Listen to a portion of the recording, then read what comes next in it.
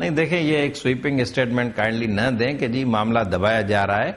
Basically آپ کو ایک جو ٹیکنیکل ٹائم لگنا ہوتا ہے کسی چیز میں، ڈی این اے ٹیسٹ ایک کمپلیکیٹڈ ایک سسٹم ہے، اس میں جو ٹیکنیکل ٹائم لگتا ہے اس سے پہلے چیزیں نہیں ہو سکتی. لیکن اس کو سمپلی آپ جمپ کریں اس کنکلوژن پہ کہ جی چیزیں دبائی جا رہی ہیں. گورنمنٹ حتی المقدور کوشش کر رہی ہے کہ اس میں ہیلپ کرے، سب کو فیسیلیٹیٹ کرے.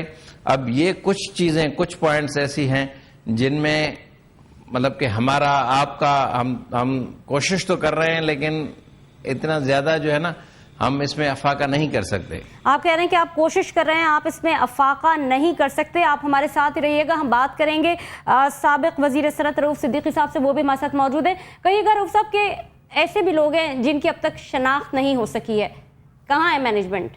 یہ مس مینجمنٹ نہیں ہو رہی؟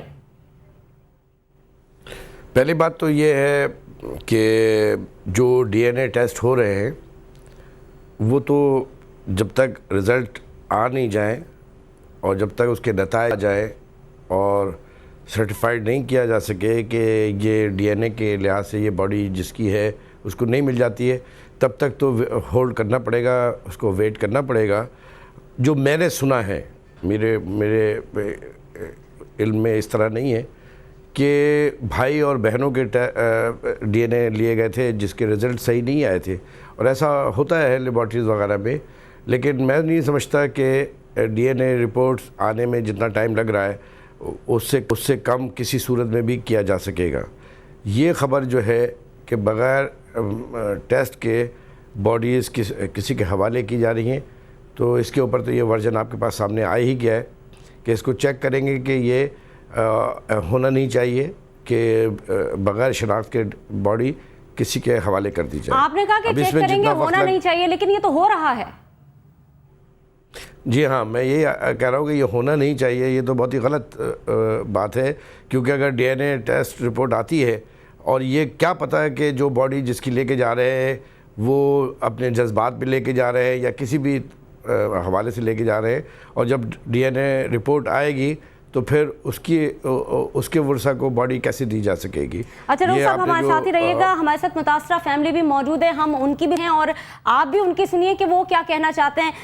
ہم آپ سے جاننا چاہیں گے، ہم دکھ میں تو یقیناً آپ کے شریک کوشش کریں کہ آپ کی بات ارباب اختیار تک پہنچا سکیں. ہمارے ساتھ کمشنر کراچی روشن علی شیخ بھی موجود ہیں اور ہمارے ساتھ موجود ہے رؤوف صدیقی صاحب جو کہ سابق وزیر صنعت ہیں. دونوں آپ کے ساتھ موجود ہیں. ان کا یہ کہنا ہے کہ حکومت کوشش کر رہی ہے سب کچھ کرنے کی، 25 دن لگتے ہیں ڈی این اے ٹیسٹ کی رپورٹ آنے میں. آپ ان سے کچھ کہنا چاہیں گے؟ آپ ان سے کوئی بات کرنا چاہیں، کوئی درخواست کرنا چاہیں تو یہ بیٹھے ہیں آپ کی سننے کے لیے.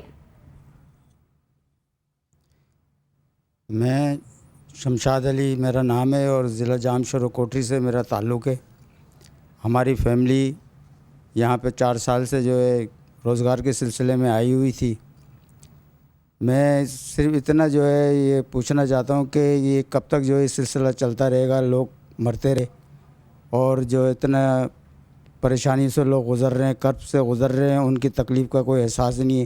اب ڈی این اے کا پہلے جو انہوں نے کہا تھا کہ 15 دن میں جو ہے 10 سے 15 دن لگیں گے. اب وہ 10 سے 15 دن سے بڑھتے ہوئے جو ہے میں سمجھ رہا ہوں کہ اب یہ کہہ رہے ہیں کہ مہینہ سوا مہینہ بھی لگ سکتا ہے گا. تو وہ جو متاثرین ہیں گے، میں یہ پوچھنا چاہتا ہوں جناب منسٹر صاحب سے اور جو کمشنر صاحب سے کہ یہ کب تک جو اس کا نام کیا سوا مہینہ 1.5 مہینہ آگے یہ سلسلہ بڑھتا رہے گا اور وہ متاثرین کی کوئی مدد بھی نہیں ہو سک رہی ہے.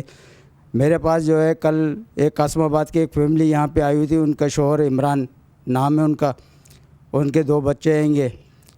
وہ فیملی کو آج تک جو جب سے یہ سانحہ ہوا کسی نے ان کے گھر پہ جا کے ہمدردی کے 2 بول نہیں بولے، کسی نے ان کے سر پہ ہاتھ نہیں رکھا ہے. وہ فیملی بیچاری بے یارو مددگار جو ہے کرائے کے گھر میں بیٹھی ہوئی ہے. 2 مہینے سے اس کے گھر کا جو ہے اس کا نام کیا کرایہ اس کے اوپر چڑھا ہوا ہے، کوئی راشن پانی نہیں ہے. تو میری یہ ان سے گزارش ہے کم از کم آپ اگر کچھ کسی کے ساتھ نہیں کر سکتے تو کم از کم ان کے جو ہے گھروں پہ جا کے ان سے 2 بول ہمدردی کے تو بولیں. عظمت صاحب آپ رہیے گا ہمارے ساتھ ہی، ہم یہ آپ کی عرض جو آگے تک بھی پہنچا دیں گے اور وہ سن بھی رہے ہیں تمام تر بات. میں ایک بات روشن علی شیخ صاحب سے جاننا چاہوں گی. روشن علی شیخ صاحب، جیسے کہ آپ نے خود بھی کہا، رؤوف صدیقی نے بھی کہا کہ کچھ باڈیز جو تھی وہ D N A test report سے پہلے ہی دے دی گئیں. اب اگر یہ بتائیے کہ اگر وہ باڈیز کسی اور کی تھیں اور کسی اور کو دے دی گئیں، اس کا کفارہ کون ادا کرے گا؟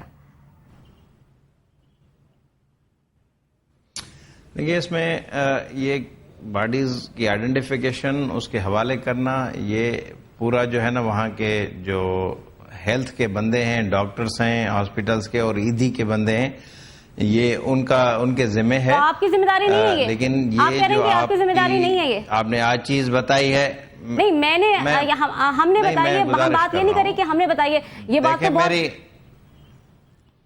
16 دن ہو گئے اس بات کو، اور یہ مسلسل یہ کمپلین آ رہی ہے. یہی نہیں، دیکھیں میں گزارش کر رہے ہیں، میری بات پوری سن لیں. یہ ٹیکنیکل کام وہ کر رہے ہیں جو آئیڈینٹیفیکیشن میں ممکن ہے کوئی ایسی چیز ہو جس کی وجہ سے انہوں نے ان کے لواحقین کے حوالے کی ہو. لیکن یہ کل یہ فوری طور پہ چیک کریں گے. کنسرن ڈپٹی کمشنر جو وہاں سینٹرل کا ہے، جو جہاں میت خانہ ہے، وہاں اس کے میں ذمہ لگاتا ہوں کہ وہ اس کو فوری طور پہ چیک کریں. یہ ساری چیزیں سامنے آ جائیں گی. لیکن ایک اس میں جو شمشاد صاحب نے بات کی، میں ان کا شکر گزار ہوں کہ انہوں نے پن پوائنٹ کیا. دیکھیں ہم نے ابھی تک جو ہے جو 100% جو وہاں ہلاک شدگان ہیں، جو شہید ہوئے ہیں، اس کے علاوہ بھی کچھ ہمیں پارٹس ملے تھے جن کے ڈی این اے بھی ہم نے بھجوائے ہیں، اور ہم ابھی اسی کوشش میں ہیں کہ جی ان کا ڈی این اے، اور ابھی اشتہار بھی ایک پہلے آیا تھا، ابھی کل پرسوں بھی اخبار لیکن میں روشن آئے گا، علی شیخ صاحب بات وہی آ گئی، آپ رہیے گا ہمارے ساتھ ہی، ہم آپ کی بات کو آگے بھی بڑھائیں گے. آئیڈینٹیفائڈ ہیں روشن علی شیخ صاحب، آپ کی بات کو آگے بھی بڑھائیں گے. لیکن جن کے پاس باڈیز غلط چلی گئی نا، ان کا تو کوئی پرسان حال ہی نہیں نا، ان کے دکھ کو تو کوئی پوچھنے والا نہیں ہے. میں ایک بار بات کروں گی، ایک بار پھر سے رؤف صدیقی صاحب سے.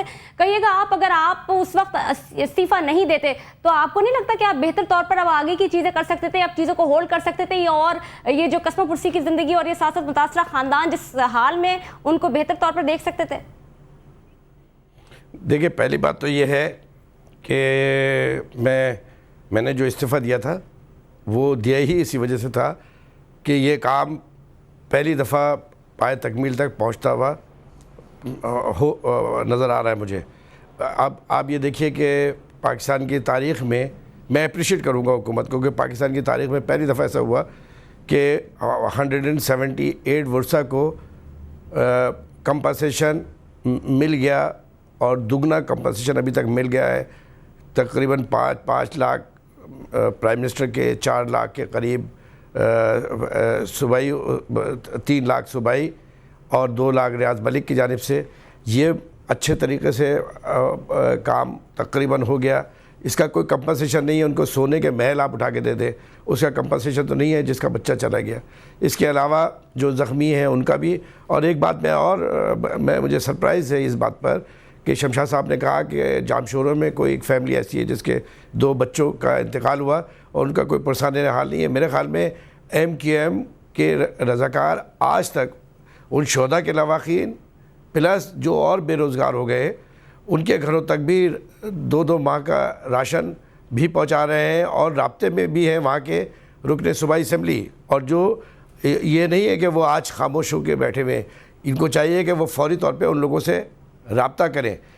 میرا دوسرا جو تھا وہ تھا انویسٹیگیشن مکمل ہو، اور جو مجرم ہو ان پر رسپانسبلٹی فکس ہو.